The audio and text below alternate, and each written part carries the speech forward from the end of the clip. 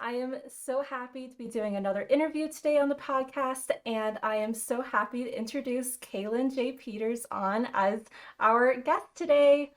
So, Caelan is the author of the YA fantasy series, The Witchborn. She lives in Utah with her husband, cat, six snakes, and gecko, and is currently working on a bachelor's degree in national security studies, which has absolutely nothing to do with books. Other than writing, Caelan also loves canyoneering, traveling, and collecting pretty books. So, welcome, Caelan. Thanks for having me on. No problem. So, reading your bio, a couple things stood out to me. First of all, that is so exciting. You're getting your bachelor's in that. That's like, Yeah, yeah, that's incredible. thanks. And then you have snakes. Yeah, too many. Like, I was reading your bio on Goodreads and it said I think you had four, and now you have six. Yeah, I think So, we got two in like the last year. So that's been a journey. yeah. So like what makes you want to have snakes and how do you do it? So I was never really interested in reptiles. My husband was like obsessed and he kept trying to talk me into it. And while he got deployed and while he was gone, I was kind of lonely and I wanted something to take care of, but I didn't like want something as I don't know, time consuming as a Mm. dog. So he was like, you should get a snake. And I'm like, I'm terrified of snakes. And he's like, no, really. And he's like telling me all these great things about it. So then I fell down the YouTube rabbit hole of reptiles and I was like, okay, I have to get a snake. And then once you get one snake, it's just so easy to get two and three and four. And then suddenly your house is full. And And how big are we talking? Like huge or like small? I have kind of a variety. My biggest snake, I think, is almost 5 feet. And then my smallest is like 5 inches. He's itty bitty. Wow. So And do they all get along with each other?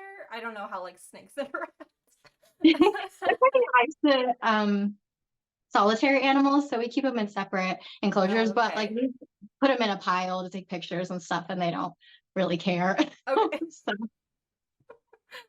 Well, that is inspiring. Maybe like in the sense that I am too much of a baby to even touch like a 5-inch snake. So the thought of you can go from someone who's terrified of snakes to loving them gives me some confidence that maybe that can be me someday. definitely.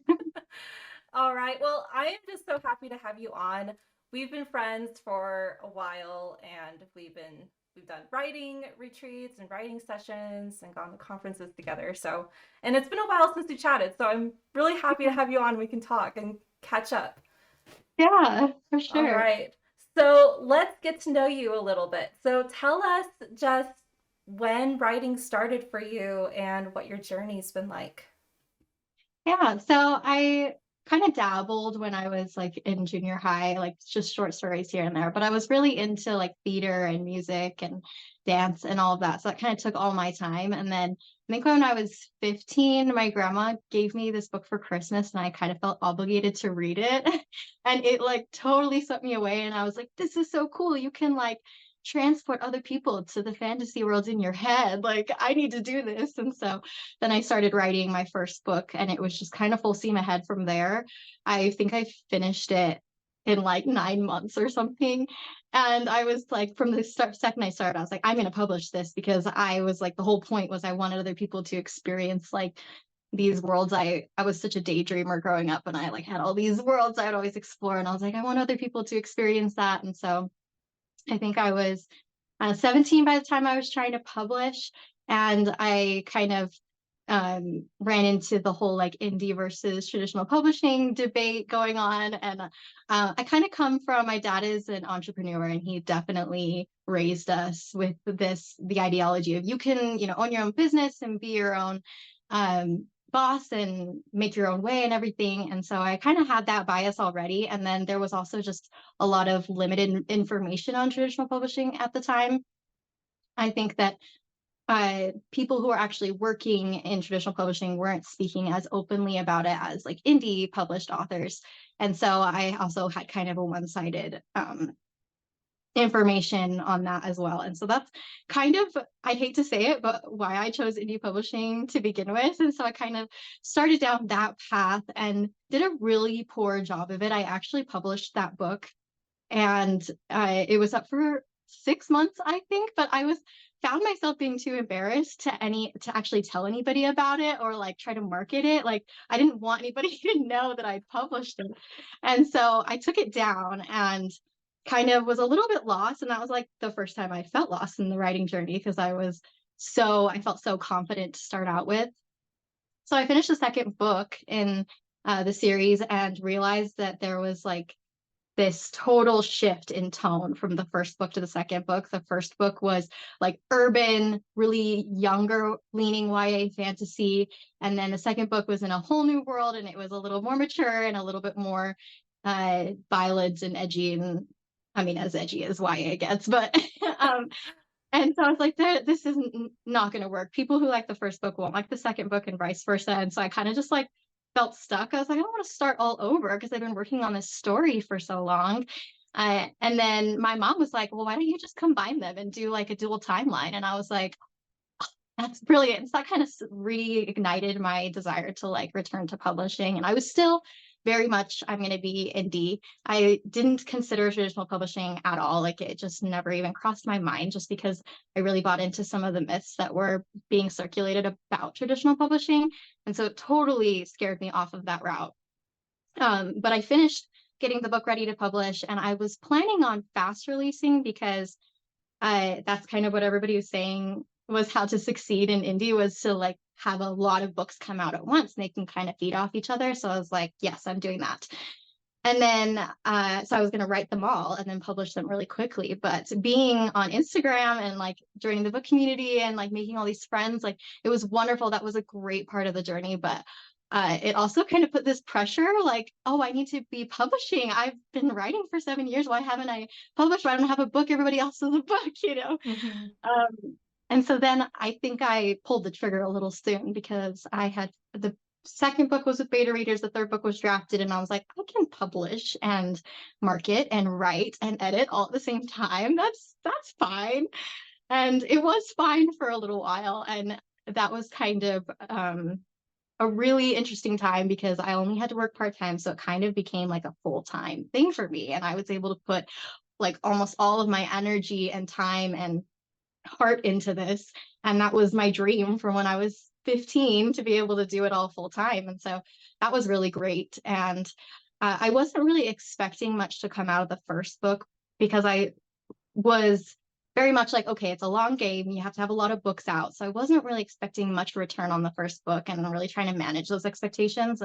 But then I was started to get some early feedback, and it was really a lot more positive than I was expecting. And having people say that it was like their favorite book of the year, I was like, oh, well, maybe, this could be something. Like I still was like, no, it's not going to be any kind of overnight success. I didn't have any like delusions about that, but Mm-hmm. so maybe it'll be a little bit better than I thought it would be. And so I really like pushed myself to try to get everything done. And I did a lot of extra things like wax seals on the back of envelopes. Like I was like, oh, they're going crazy with it. And then by the time the release date came around, I was really starting to like burn out a little bit. And then when release day came, it was like so great and exciting. And I had this big party and everything. And I was like, I don't want to check my sales. I don't want to check my sales. And then at the end of the night, I checked my sales, and they were just so low, like way, way lower than I was like, not that I was expecting, because I was expecting them to be low, but I was just like, oh, wow, like that's nothing. And so then you just kind of like have this like complete letdown of like, nobody talks about this part. Like everyone talks that it's hard and everything, but nobody talks numbers. Nobody really, I think they do more so now, but I don't know. I just hadn't really gotten a perspective from an indie author that like had that kind of letdown, I think. And I just probably hadn't run into that or whatever. I'm sure people talk about it, but it was a lot. It was kind of, it took a toll on me more than I thought it would. And I was like, I just keep pushing through, like through release week. I'll keep, trying to market and hold on to this bit of momentum. And the second book was already up for pre-order and to be released in 2 months, and it still had to be formatted. And so I was just like pushing and pushing, and I just was like done. And so I had to kind of back off Instagram and marketing and pretty much doing anything with the first book just to get the second book out on time. I was up until like I had like an hour till it was releasing, and I was still tweaking the formatting and like even some sentences and trying to make sure there was no mistakes. And then I did no fanfare. I just put it up, had one post, and I was like, bye. And I had to like, I don't know, take my foot off the pedal for I think a full year. I really didn't do much. I kind of was writing the third book, but honestly had this like moment of like, what am I even doing? Like, and then I fell down the traditional publishing rabbit hole and it was like, maybe I should have done this. Like, this seems so much better, which it's not. Like, there's pros and cons to each, but I kind of went all the way down to like, I'm going to traditionally publish. I'm never publishing again. I don't even know if I want to write. Back to, okay, I'll write for myself. Okay, maybe I'll try traditionally publishing. Okay, no, wait, I still want to indie publish. It kind of came full circle out of that and like finally came to the point of like, okay, even if I'd had all the information back then, I still would have chose indie. Like, this is where I'm going to get the things that I want out of writing and publishing. And so that's kind of where I'm at now. It's been a little strange because I impulsively went back to school, and so that's kind of impacted the writing side of Mhm. my life. But that was the very long, long, long answer to your question. I am so glad you went into that much detail because as you were talking, I was like, I can relate to that. I can relate to that. I can relate to that. And it's just such an important conversation to have. Like you said, like there are indie authors who aren't this open about what it's really like to publish. And you are not the only one when it comes to like abysmal book sales, trying your hardest with marketing, and then all of a sudden you're telling yourself, I don't want to check my sales page, don't do it. And then you do it and you're like, okay, this is a lot lower than I thought it was going to be.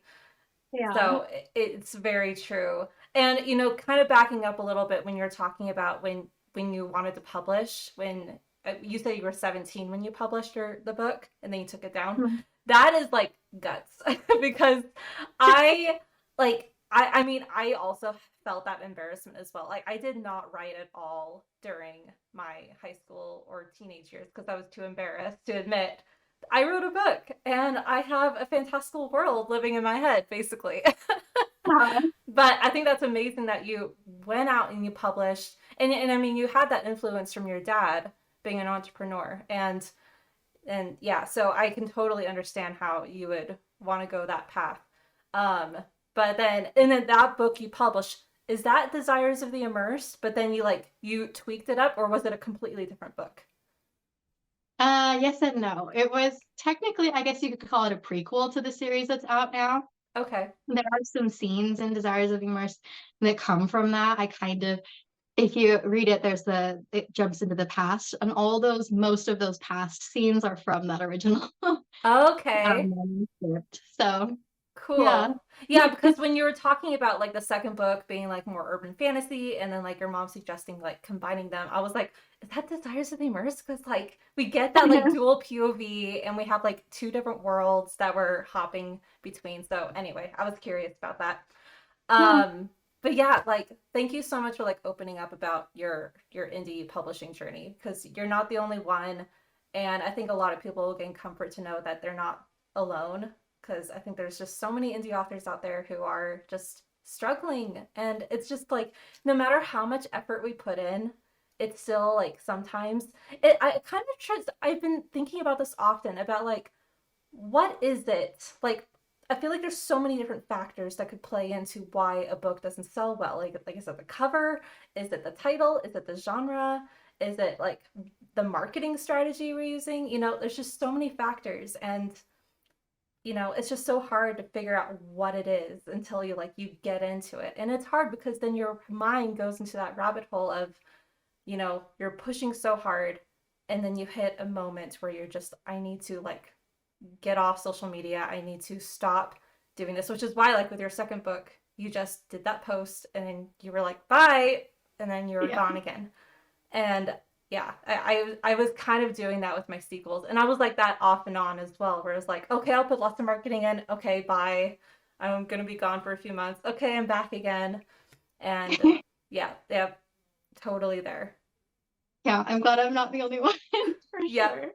Yep. Because yeah, it definitely does feel isolating in those moments. And you do like play that game of like, well, what was it? Was it this that I did, or was it this? Or like, and I think I definitely came to a point where I think a big chunk of it is even just timing.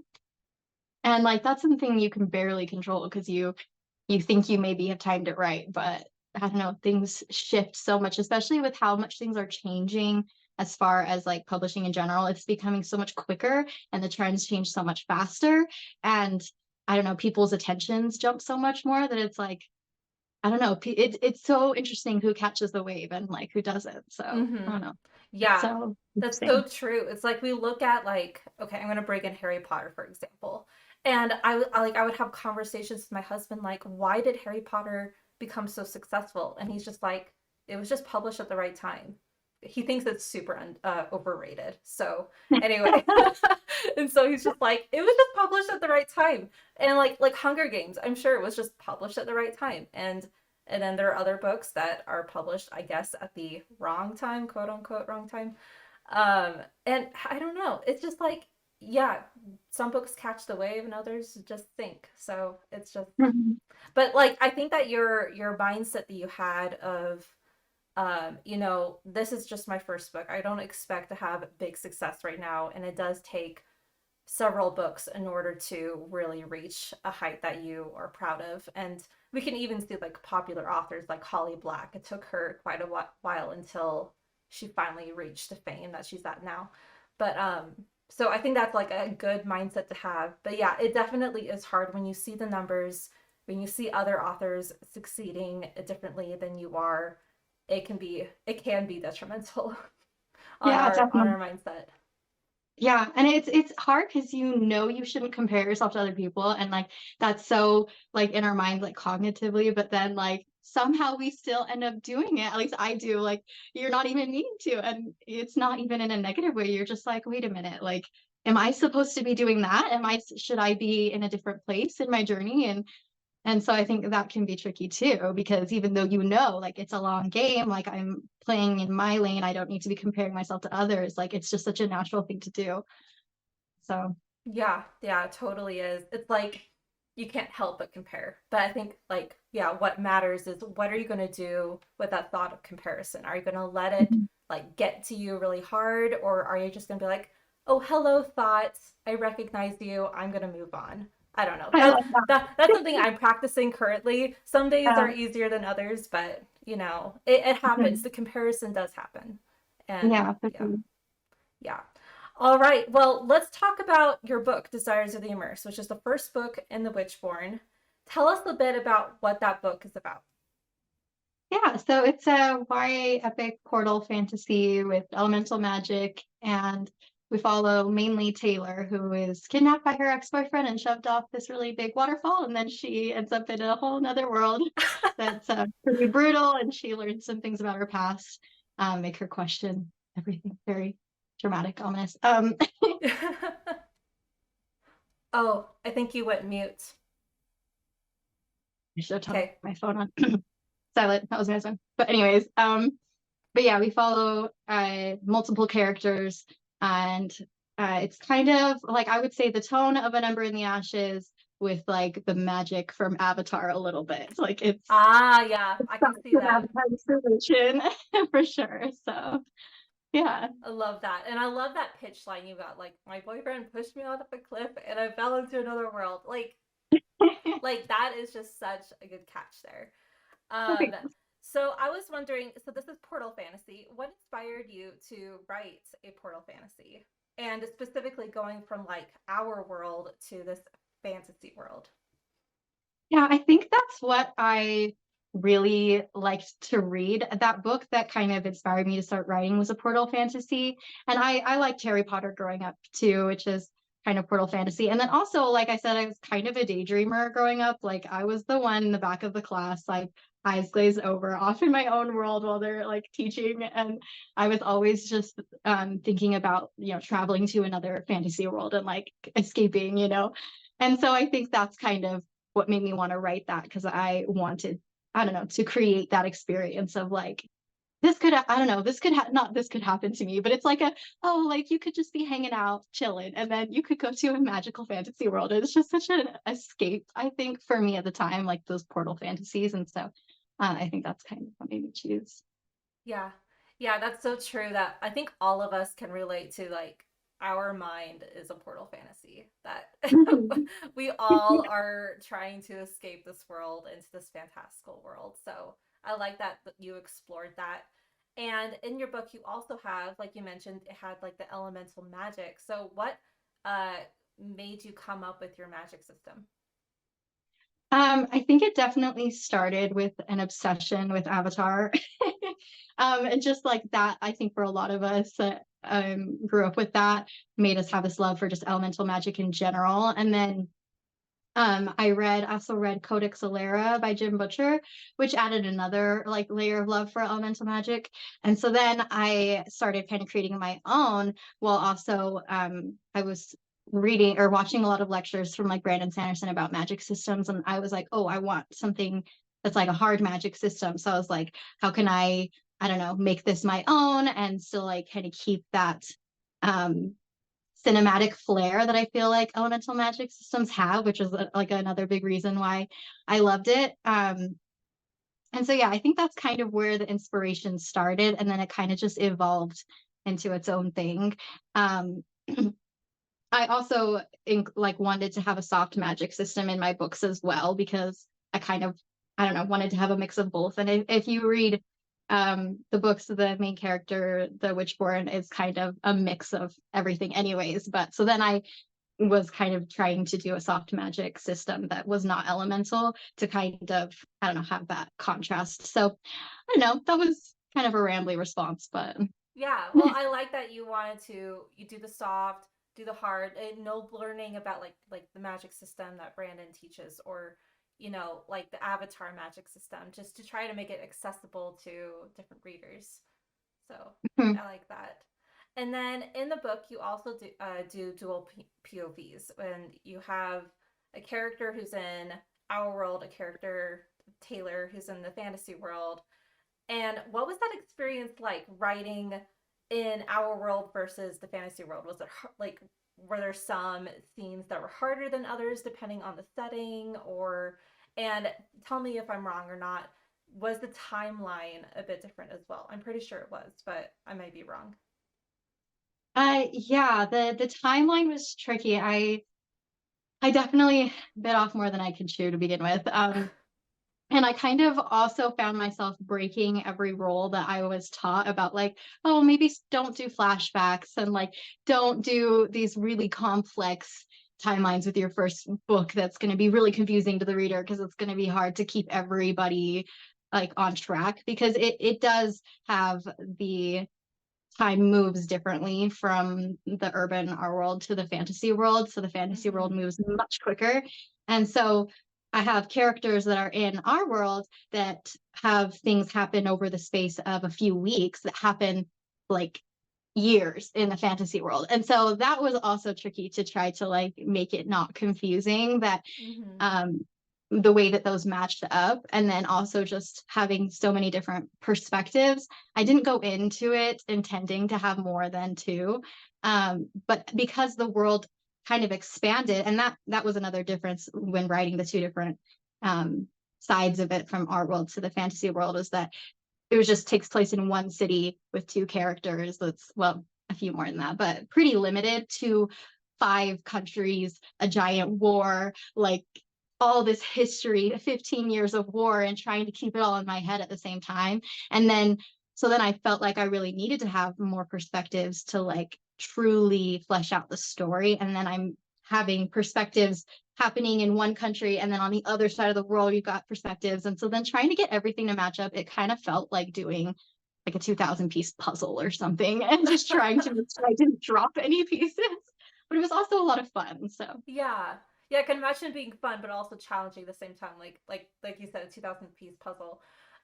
Did you have like a method with organization or like an outline you followed to help you stay on track, or what was your method of keeping track of these two timelines and these two worlds?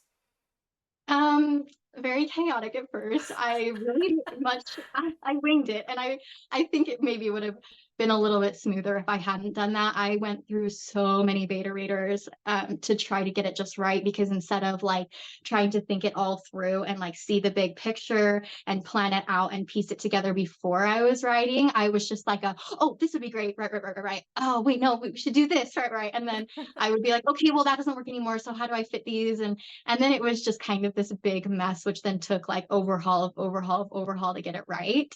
And so yeah, it was a total mess. I think I did a little bit better with the later books as far as like organization goes. Yeah. But Yeah, the first book is definitely like you spend the most time on trying to just flesh out and figure out what works, what doesn't work. mhm.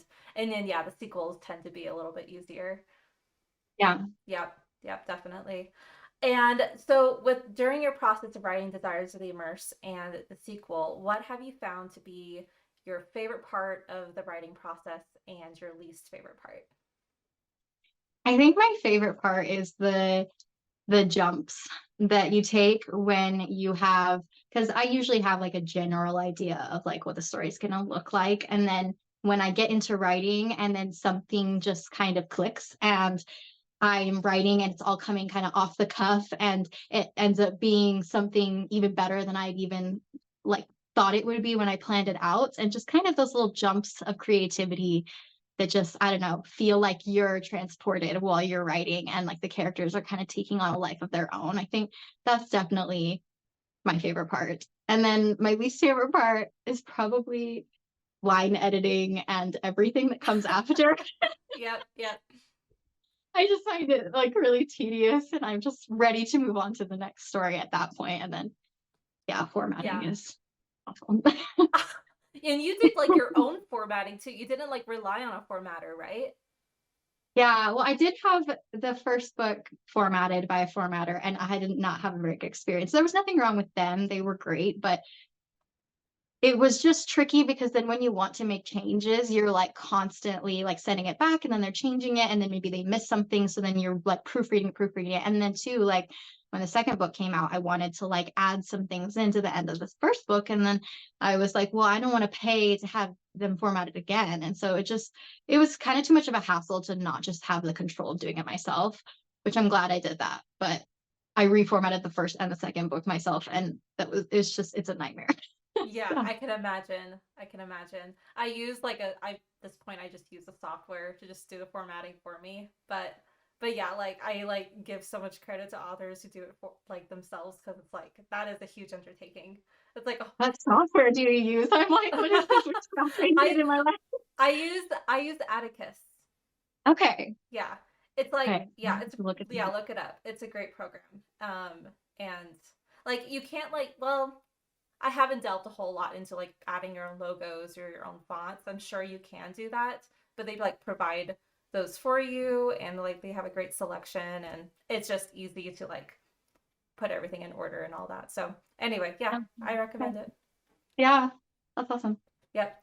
And then yeah, like everything else you said before like the formatting, so relatable that like once we get to the point of line editing and copy editing and all of that, we're just so done with it.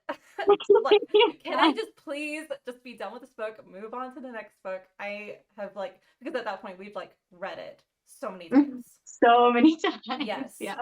Yep. But then the like those bursts of creativity, those were the best. Like when you were just Mhm. into it. Yeah. So good. So good. Definitely. All right. Well, every looking back on everything you've been through, which you've covered a lot of like your writing and just indie publishing and mindset and everything. Looking back on it all, what is one piece of advice you would give your past self and then just generally advice to any aspiring writers on authors?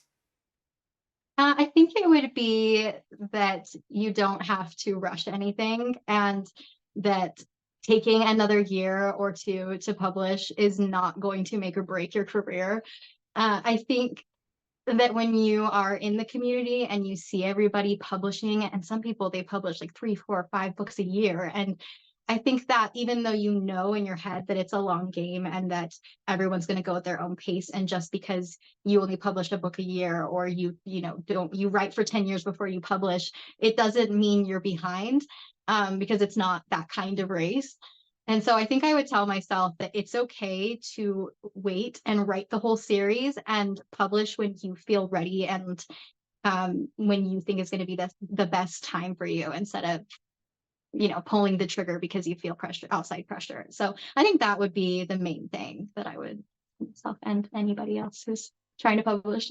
I love that advice. I feel like that, like, it's so true that when we're in the book community and we're seeing all these authors who are just pumping out book after book, and there is that pressure. So yeah, that's really great advice. Just, take it slow. I've learned, like, from, writing my own series, that I kind of wish I had waited as well, just to also make sure, like, the whole series is consistent, and you're not, like, trying to worry about marketing and writing all at the same time. And it could be a Mhm. lot. It can be a lot for sure. So definitely publish when you're ready.